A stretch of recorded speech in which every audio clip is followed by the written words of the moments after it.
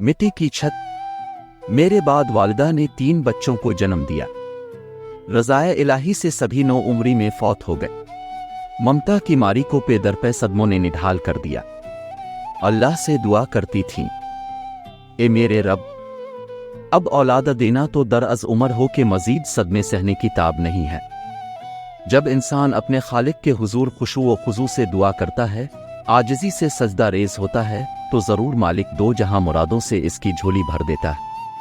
वालिदा की भी दुआ कबूल हो गई और उम्र के रूप में अल्लाह ने उनको एक खूबसूरत बेटा अता कर दिया। मेरे वालिदैन को बरसों बाद एक बार फिर औलाद की खुशी नसीब हुई थी। उन्होंने बेटे का नाम उमर दराज रखा क्योंकि दिल डरा सहा रहता था। क़ब्ल अज़ी यक के बाद दीगरे 3 बच्चों की वफ़ात का सदमा वो झेल चुके थे। इन दिनों में तीसरी जमात में पढ़ती थी और भाई मुझसे 8 बरस छोटा था। खुशी से फूली ना समाती थी। अल्लाह ने उम्र के रूप में एक खूबसूरत खिलौना अता कर दिया था। सारा दिन ध्यान उसकी तरफ लगा रहता। स्कूल से आकर उसके साथ जी बहलाती थी। जब वो समझदार हुआ, अबू ने कहा कि बेटे को स्कूल दाखिल कराते हैं। अम्मी ना माने। उनका कहना था, मेरा बच्चा भूला भाला है, इसे अभी स्कूल ना भेजूंगी। ऐसा ना हो कि किसी रोज घर से निकले और खो जाए। ये उम्मी का वहम था। उनका जी डरता था। मैं सेकेंडरी में थी और लड़कियां प्राइमरी तक इकट्ठे पढ़ते थे। अब मेरा स्कूल अलग हो गया था, तभी वालिदा ने साल भर उमर को पढ़ने ना दिया। वो खौफ ज़दा रहती थीं। आखिरकार सबके कहने सुनने पर राजी हो गई। अबू ने यकीन दिलाया कि वो खुद बेटे को स्कूल छोड़ने और लेने जाया करेंगे। इन दिनों मुल्क के हालात पर अमन थे। बच्चे अपने तौर पर स्कूल चले जाते और खुद ही वापस घर आ जाते। इसी किस्म का डर और खौफ ना था। जिस दिन उमर पहली बार अलिफ स्कूल गया, मैं साथ गई और 6ठी तक ठहरी रही ताकि अगर वो रोए तो वापस घर ले यूं है। लेकिन वो नहीं रोया, बल्कि दूसरे कुछ बच्चे जो रो रहे थे उन्हें देखकर कहने लगा कि आखिर ये क्यों रो रहे हैं। वो काफी समझदार था। 6ठी होने तक सुकून और खुशी खुशी क्लास में बैठा रहा और किसी किस्म की घबराहट का इजहार न किया। देखने में वो भूला भाला लगता था, लेकिन बेहद ज़हीन था। पहली क्लास में फर्स्ट आया। अगली जमात में भी अव्वल नंबर था। स्कूल के हर फंक्शन में नुमाया कामयाबी हासिल करता, खेलों में इनामात लेता। सभी कहते थे, नजर ना लगे, कुछ करके दिखाएगा कि होनहार बिरवा के चिकने चिकने पात। जिन दिनों 9वीं में था, एक ऐसा सानिहा हुआ कि वो ना रहा। एक रोज ऊपर से झांक रहा था कि छत की मंडेर नीचे वो भी ईंटों के साथ जमीन पर आ गिरा और बेहोश हो गया। सर पर शदीद चोट आई और उसे अस्पताल ले गए। 2 दिन बाद होश आया। कई रोज अस्पताल में रहा। जब ठीक होकर घर आया तो याददाश्त कमजोर हो चुकी थी और काम करने की पहले जैसी सलाहियत ना रही थी। 1 साल तक स्कूल ना जा सका। वो अब होनहार तालिब इल्म ना रहा था, पोजीशन भी ना ले सका, तभी इसे पहले जैसी पजीराई ना मिलती। 1 साल ज़ाय होने की वजह से अपने हम जमातों से पीछे हो गया। जब उन्होंने मैट्रिक पास किया तो उम्र 9वीं में था। रफ्ता रफ्ता उसे अपनी कम आयगी का एहसास सुलगाने लगा।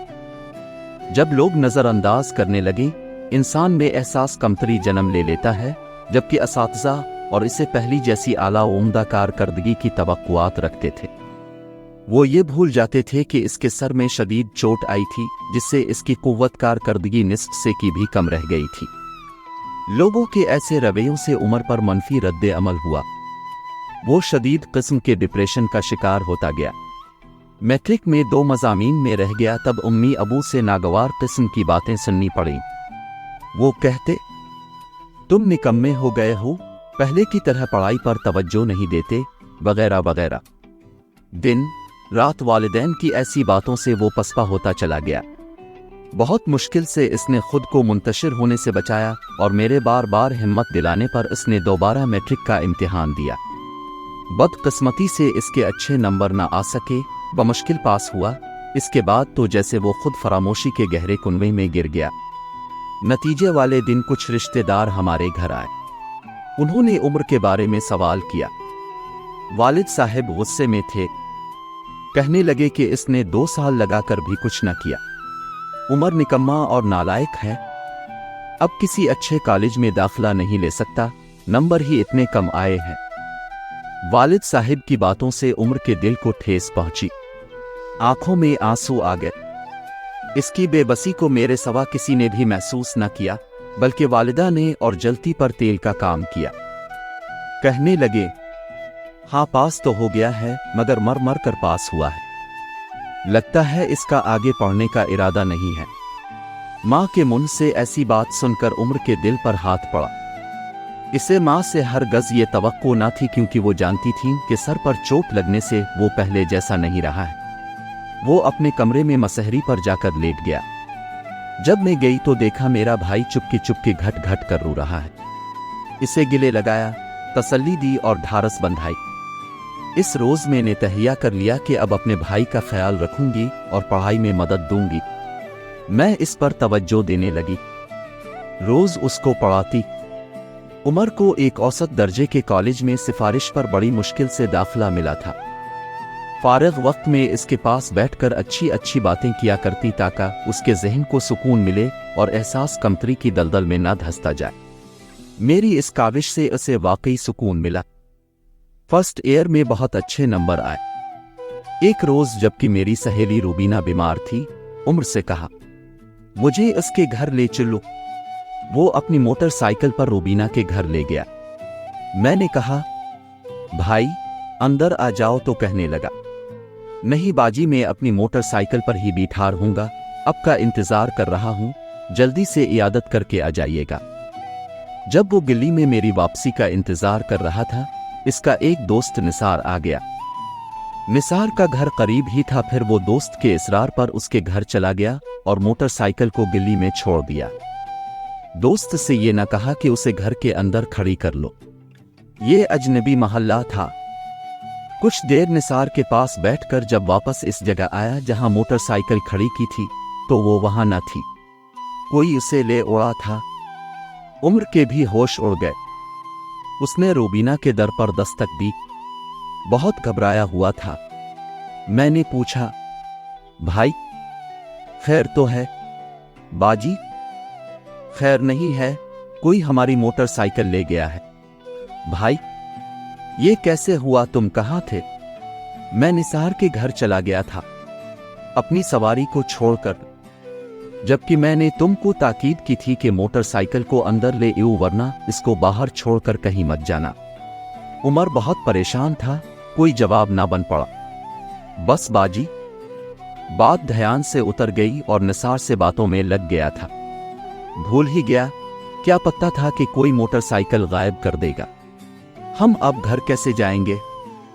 इस सवाल पर वो गुमसम था। हम रिक्शे में घर आ गए। अबू अभी तक नहीं आए थे। उम्र रात से पहले अपने कमरे में दबक गया, सुबह तक बाहर ना निकला, जबकि वालिद साहिब देर से आए और खाना खाकर सो गए।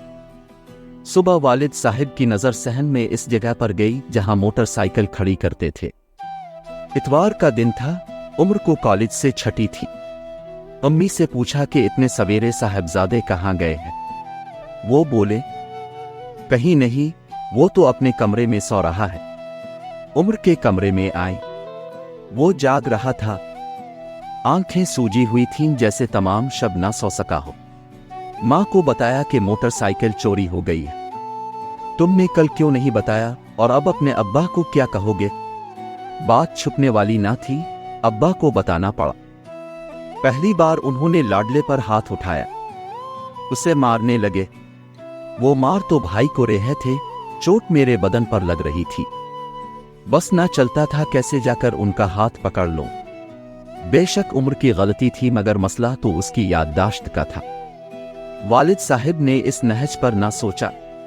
मोटरसाइकिल के गायब होने पर उसकी खूब खबर ली, बुरा भला कहा। एहानत आमेज जुमलों ने मेरे भाई के दिल पर बहुत गहरे गेऊ डाले। अबू गरज रहे थे कि तुम एक नाकारा और नाकामयाब इंसान हो, लापरवाह हो। क्या इस कदर भी कोई लापरवाह हो सकता? अब तुम उम्र भर नाकाम ही रहोगे। मार खाकर वो अपने कमरे में जाकर छप गया। देर तक रोता रहा। रात को मैं इसके पास गई और गमगुसारी करने लगी तो सिसकने लगा कि बाजी, क्या वाकई में नाकारा इंसान हूं? क्या मैं इतना बुरा हूं? मैंने इसको समझाया। उमर, तुम ऐसे ना थे, सर में चोट लगने से तुम्हारी याददाश्त मुतासिर हुई है। तवज्जो करो तो सही हो जाओगे। बाजी, अबू उम्मी मुझसे अब प्यार नहीं करते।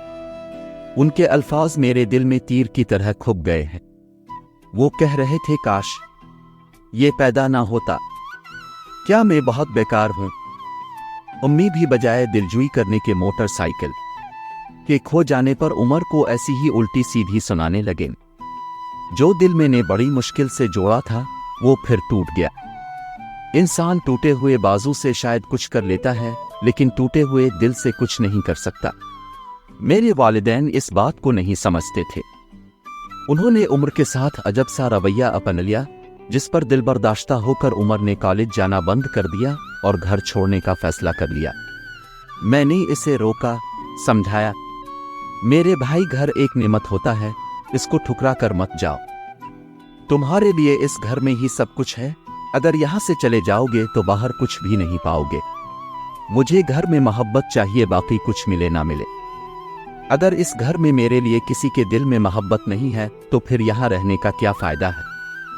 इस रोज बहुत रोई, इसके आगे हाथ जोड़े, तब वो न गया, लेकिन अब वो सबसे लाताल्लुक और अलग थलग सा रहने लगा था। कॉलेज छोड़ देने पर वो घर में और भी ज्यादा नापसंदीदा शख्सियत हो गया।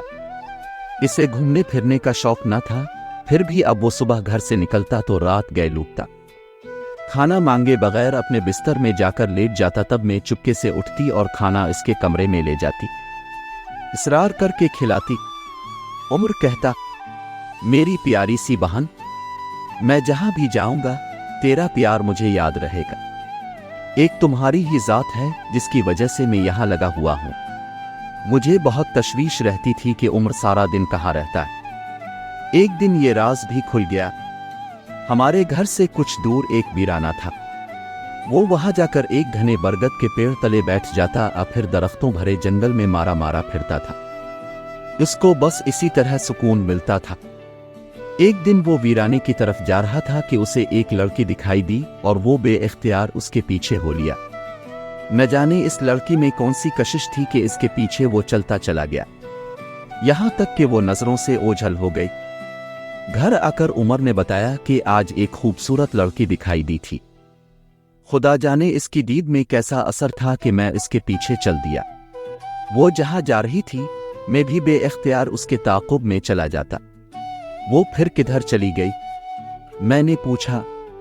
वो हैरान सा होकर बोला, हाँ बाजी, हैरान हूं कि वो फिर किधर चली गई। वो गुमसम था कि वो लड़की कौन थी और कहां चली गई।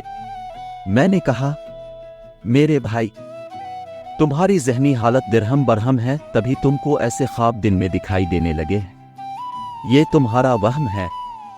जब इंसान परेशान होता है तो इस किस्म के हियोले तसव्वुर के पर्दे पर दिखाई देते हैं और हकीकत लगने लगते हैं। खुदारा अब इन वीरानों की खाक छानना छोड़ दो और जिंदगी का कोई मकसद अपना लो, क्योंकि जिंदगी बार बार नहीं मिलती। जिंदगी ऐसी खुद फरेबियों में ज़ाय करने की चीज नहीं है। उमर को मेरी बात समझ में ना आई और इस लड़की की खोज में आवारा गर्दी करने का मामला मेरी समझ से बालातर था। अब मैं परेशान थी कि अगर ये इसका वहम नहीं है तो फिर वो लड़की कौन है और कौन सा ऐसा सहर है जिसने मेरे भाई को हवास बाख्ता कर दिया है। एक रोज सुबह हमारी कॉल बेल बजी। उमर ने दरवाजा खोला। एक लड़की अपनी मां के साथ आई थी। ये डर गया कि शिकायत करने आई है। लिज्जा कर कहा, मुआफ कर दो, मुझसे भूल हुई, आइंदा तुम्हारे पीछे नहीं होएगा। उम्मी से कुछ मत कहना वरना मेरी शामत आ जाएगी। ये दोनों हैरान के क्या कह रहा है, ताहम लड़की समझ गई, लेकिन वो चुप रही। इसकी मां बोली, बेटा कैसी भूल, हम तो मिलने आए हैं।